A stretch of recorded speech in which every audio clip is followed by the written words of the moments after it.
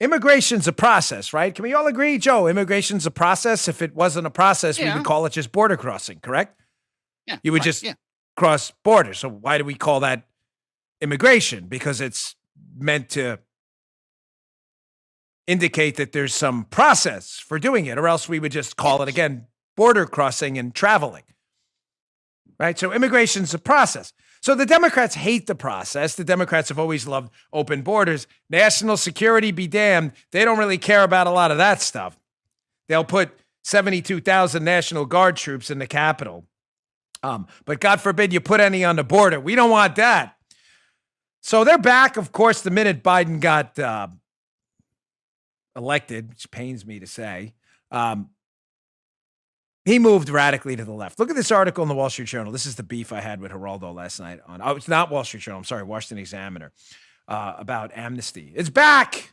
It's back, folks, like Jason Voorhees and Friday the 13th, part 76. Amnesty is back.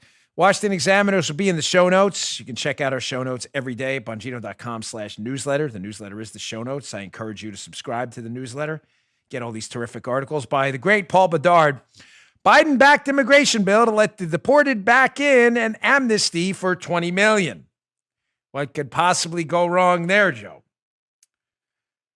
I'd like to make a few points I made in my dispute last night with Geraldo Rivera on Hannity about this. Folks, arguments about immigration tend to get emotional.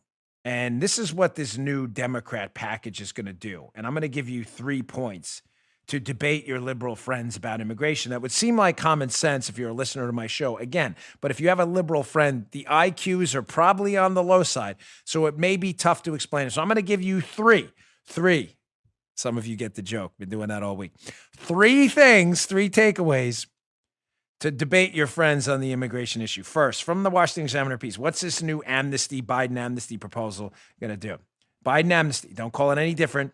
Always make your arguments very simple. No need to talk yourself into a Wheaties box, okay? You have to make your arguments simple.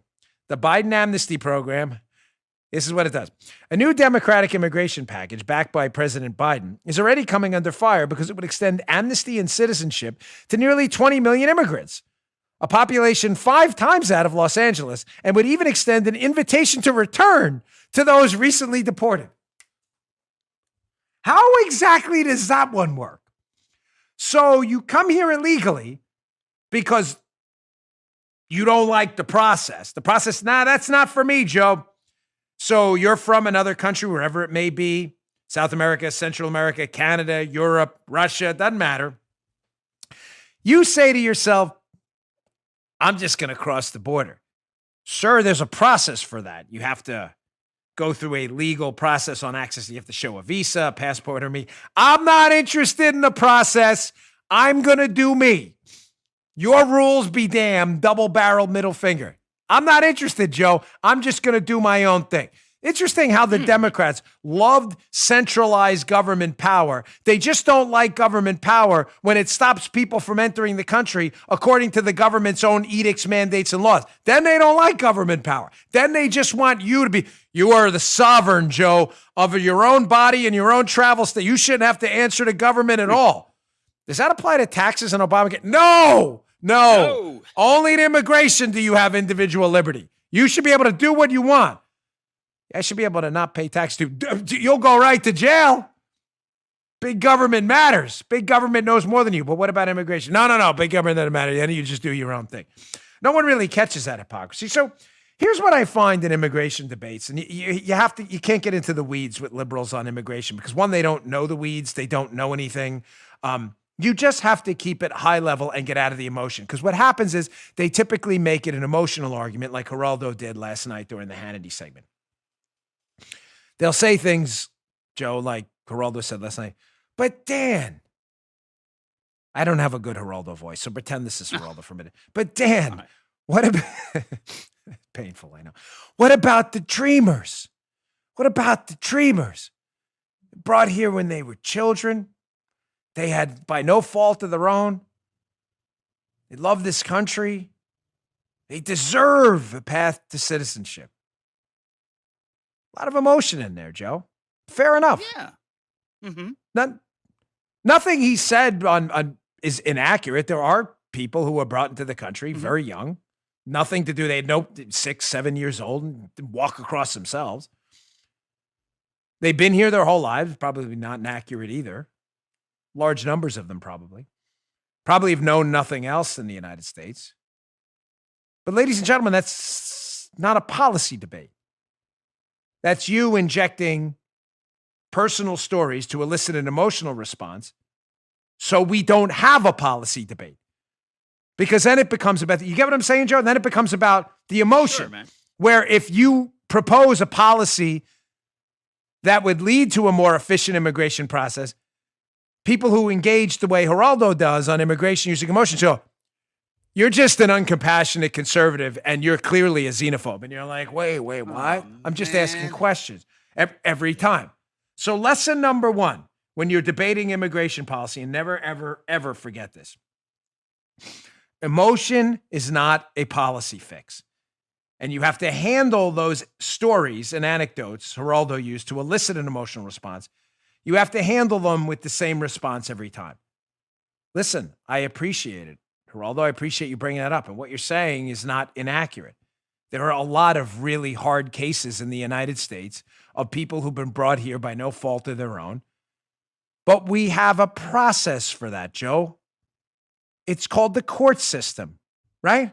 Just checking. Yes. We have immigration courts for really hard cases where judges can determine if that person, given the circumstances, is legally eligible to stay in the United States or not. We have a court system, and the court system doesn't run on emotion, it runs on policy. So number one, don't ever get caught up in the emotion. You can say, I respect your position, whatever it may be, but that's not a policy fix. And don't let them get you into the emotional argument. It's about policy. Policy. When other law breaking happens, because illegal immigration is a violation of the law, liberals do this all the time with emotion too. They say something like, listen, the guy got caught on tape beating a guy with a bat in Flatbush, Brooklyn. That actually happened. That was a viral video. But we have to remember, people there have been subject to discrimination forever. There's low socioeconomic status in that specific area. People say, yeah, okay. Nothing you're saying is inaccurate. That doesn't excuse, an attack on someone. And a violation of the law is a violation of the law and should be discussed as a violation of the law. And we should discuss the law as to how it leads to a more equitable society for everyone. Don't get lost in emotional arguments. That's not a fix. Emotion is not a policy fix. Second point on immigration. Geraldo brought up the fact that, the Dreamers deserve a path to citizenship. We have a path to citizenship, Joe. You know what it's called? It's called citizenship. There you go. We do have that. I know. We went through it in my household here. There is a path to citizenship.